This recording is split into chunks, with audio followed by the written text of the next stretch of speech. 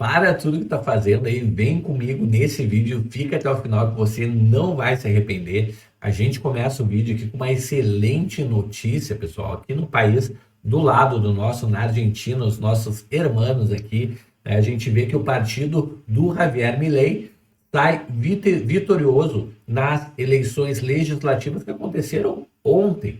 Enquanto ontem, no domingo, o Lula estava com o Donald Trump lá na Malásia, aqui do outro lado, a gente tinha na Argentina acontecendo as eleições legislativas, né, para deputados e também para senadores, onde o Milei esteve excelente, né? Ele teve uma vitória, pessoal, acima de 40% dos votos da Câmara de Deputados, né? Teve justamente a vitória do partido do Milei, né? E isso é excelente, pessoal. O Milei, ele precisa de mais apoio dentro da Câmara e do Senado, justamente para poder implementar as políticas que vão trazer mais prosperidade ainda para a Argentina. Lembrando que o Donald Trump, ele foi claro em dizer que só ajudaria o Milei a partir desse momento se as eleições na Câmara e no Senado fossem vencidas pelo partido do Milei. Então, eu acho que isso aí também acabou dando uma empurradinha lá, justamente para as pessoas votarem no partido do Milei, para justamente, pessoal, poder tirar a Argentina desse buraco que a esquerda conseguiu meter ela ao longo de muitos anos.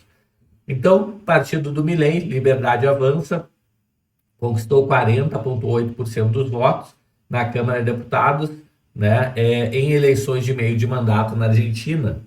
A esquerda teve 24,5%. Ainda teve bastante, né, pessoal? Se você parar para pensar, a esquerda que acabou com a Argentina, que botou uma inflação de mais de 300% na Argentina, ainda tem 24% dos votos. Quer dizer que de cada quatro pessoas, uma, né, bateu a cabeça literalmente, né? Então, infelizmente, ainda tem isso.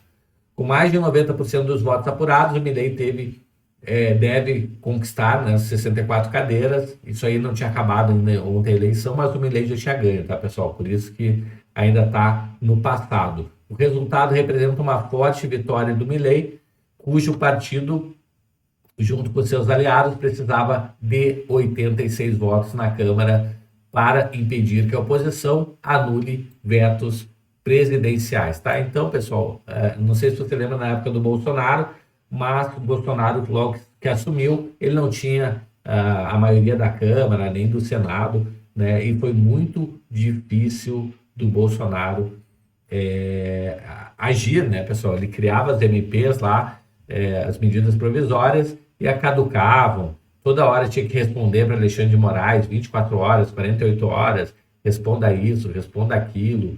Muitos vetos, né? Pessoal, o Bolsonaro sofreu muito para conseguir legislar, né? Eu lembro que até os radares que ele mandou tirar, os radares, né, a justiça mandou colocar de volta, né? Então foi uma loucura atrás da outra. E o Milei agora, né, ele consegue, antes que ele tinha 37, né, deputados e 6 senadores somente, então agora ele consegue aumentar o número tanto de deputados quanto de senadores. Agora, com certeza, passará de 100 deputados. Então, vai ajudar e muito o Milei a governar ainda mais a Argentina.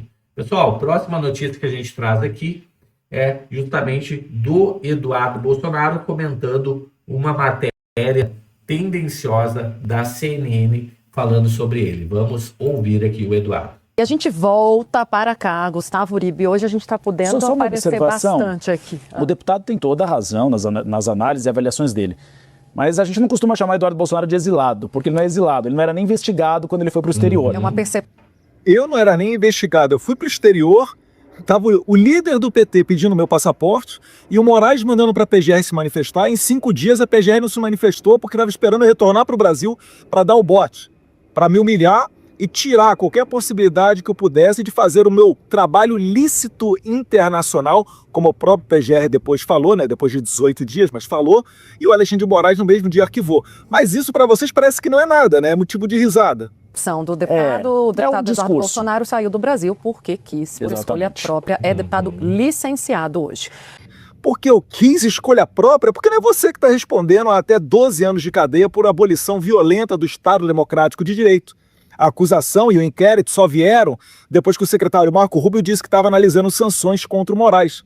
Sabe por que eu estou aqui? Porque pessoas iguais a vocês encaram com normalidade prender o Daniel Silveira por conta das falas, né? Dão contornos de legalidade a inquéritos que são claras perseguições.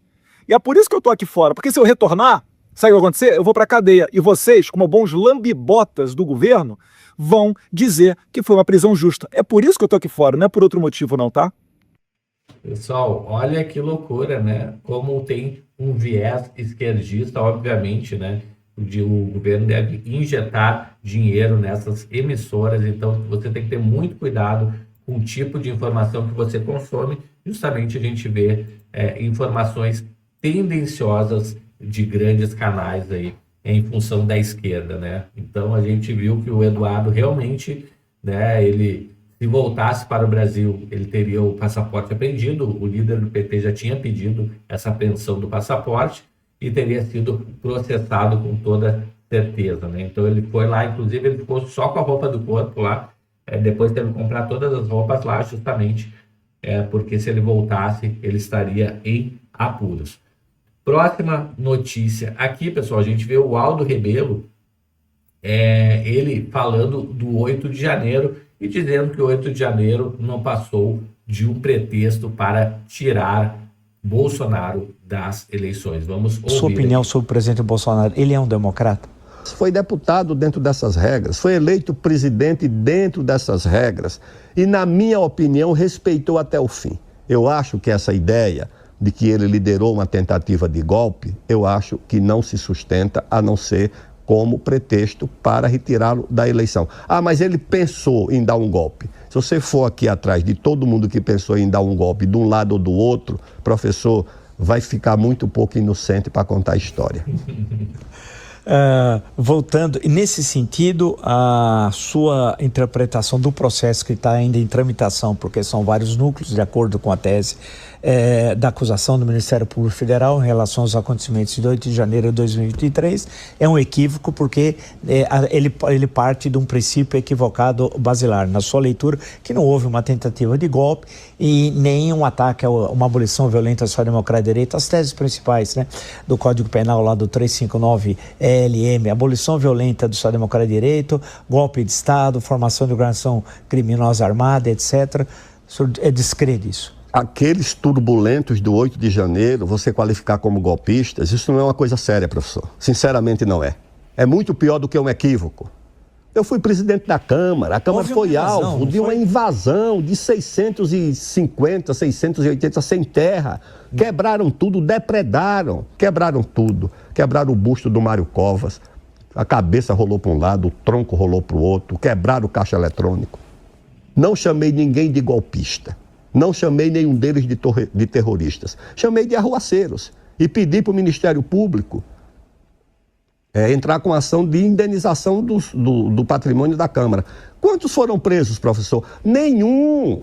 Todos foram liberados. Agora pegaram ali aqueles do 8 de janeiro, desarvorados também, para dizer que são golpistas, terroristas, golpe de Estado com aquele tipo de gente. Golpe de Estado nós conhecemos como é que é, precisa de apoio institucional, de governadores, de partidos, de imprensa, de embaixadas, da CNBB, a gloriosa CNBB que pediu o golpe por manifesto. Eu acho que então não tem cabimento essa acusação de golpe, a não ser por um pretexto ou por um objetivo político. Então tá aí, ó, ex-presidente da Câmara, o Aldo Rebelo, falando, pessoal, que não teve golpe nenhum e na época dele, que teve algo parecido, né, ele considerou como arruaça somente. Pessoal, próxima notícia a gente vê aqui o Marco Rubio dizendo que só vai negociar com o Brasil se derem um jeito no STF. Vamos entender. De Kuala Lumpur, o secretário de Estado Marco Rubio conversou com jornalistas e foi questionado sobre essa possibilidade de encontro entre Trump e o presidente Lula. E ele confirmou que os dois presidentes vão ter um encontro, daí ele corrigiu que vai ser uma interação. Então, vai um pouco em linha do que a gente tem, do que eu apurei aqui, que deve ser esse pull aside, né? Uma conversa mais informal, mais breve. Seria, nas palavras de Rubio, uma interação que aconteceria aqui. Agora, Rubio lembrou também que os dois presidentes tiveram já uma conversa muito positiva, mas disse que ainda há problemas com o Brasil. Ele citou particularmente, especificamente, a situação, a forma como alguns juízes brasileiros tratam o setor digital dos Estados Unidos, também falou de censura de americanos. Rubio falou que Trump vai explorar maneiras, nas palavras dele, eu vou até pegar aqui, vai explorar se há maneiras de resolver tudo isso e que vai levar algum tempo. Ontem, o presidente Trump tinha deixado a porta aberta para reduzir tarifas ao Brasil, mas ele disse que sob condições certas, sem explicar quais são essas condições. Daí nós perguntamos isso ao presidente Lula. Lula disse que, por enquanto, não há nenhuma exigência, nem... Aí, me diz o que você acha nos comentários, pessoal. Eu, sinceramente, acredito que não vai ter nenhum tipo de negociação enquanto, pessoal, Bolsonaro não ficar elegível, enquanto não acabar essas censuras às redes sociais, essa perseguição à direita, tá? Enquanto também Alexandre de Moraes não for afastado do STF. Me diz aí o que você acha nos comentários. Aproveita que chegou até aqui, dá aquele like esperto aí para ajudar na divulgação do canal. E se gostou do vídeo, já sabe, né? Se inscreve no canal, habilita o sininho de notificações. Eu vou ficando por aqui, a gente se vê logo mais em um próximo vídeo. Até mais, tchau, tchau.